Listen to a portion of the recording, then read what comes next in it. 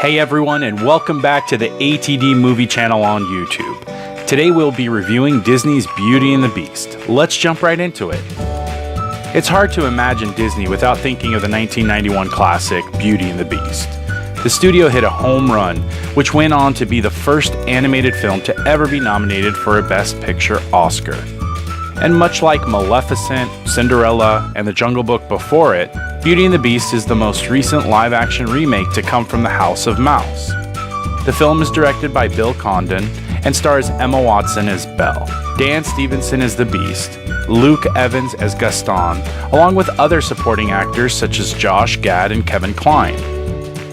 As the audience, we're inevitably going to compare the film to its animated predecessor, and I think that's okay.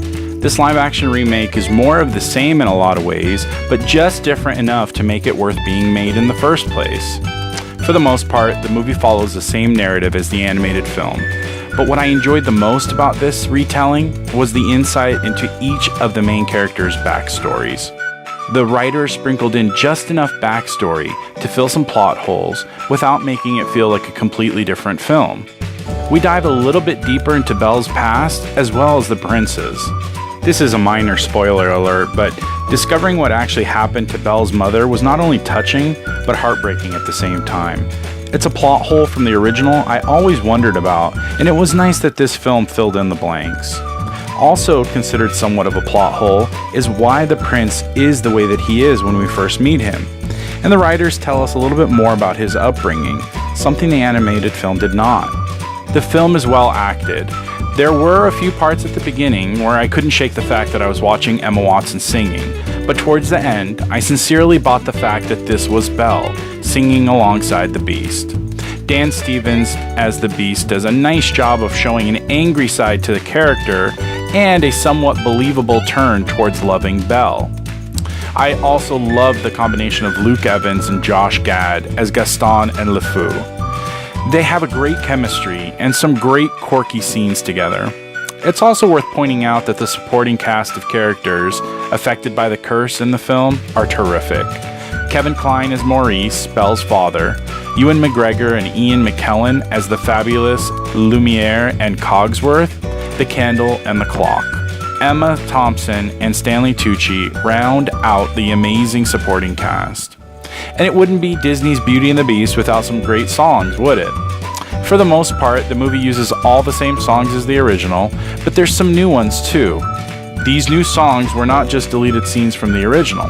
They were songs that helped push the story forward, which made their inclusion totally worth it. The dance choreography, with some of the big music set pieces, were exhilarating. The film had me singing the songs that I knew and tapping my heels to the ones that I didn't. They did a great job of respecting the music of the original. There are a few aspects of the film that I really love that don't usually get the attention that they deserve. Let's start with the production design. The settings in the film feel familiar enough to convince us that we're in the same place as the animated version, but they're just different enough to give it a fresh makeover. The city streets are dense and nicely designed. The bar is too. The city's alive and somewhat of a character of its own. The Prince's Castle has a marvelous design. It's multi-layered with various floors to explore. I wanted to visit this place and see it for myself by the end of the movie. I also enjoyed some technical aspects of the film. I felt the editing was really well done, pushing the story along at a swift pace. There's some stuff I would have cut out, but I'll get to that in a minute. Also worth discussing is the sound mixing and sound editing. The various characters sound terrific, and their animations match their voices really well. If this part of the film didn't work, I don't think the entire thing works. And so bravo to the filmmakers for making us believe that all this various furniture could talk and have personalities of their own. While I love the movie for its storytelling, its acting, and the music, it wasn't a perfect film in my opinion. I believe it was a little bit too long, by maybe 10 minutes or so. I also believe that the story should have just been a little bit darker. Now, I understand Disney can't do that and alienate a world's worth of kids, but the Beast took too mild of a turn in my opinion. And lastly, I spoke to my friend about this. Why make the Beast CGI? Why not just make him a beast? The film relied so heavily on CG that it lost some of the original soul in the process. Believe me, these are just some minor complaints about an otherwise wonderful adaptation. What about you? Did you see Beauty and the Beast yet? Did you enjoy it? Leave us a comment below and let us know what you thought of the film. Give us a thumbs up if you enjoyed the video, and be sure to subscribe to the channel to be notified of content uploaded regularly. And that's it for now. Thanks for watching, everyone.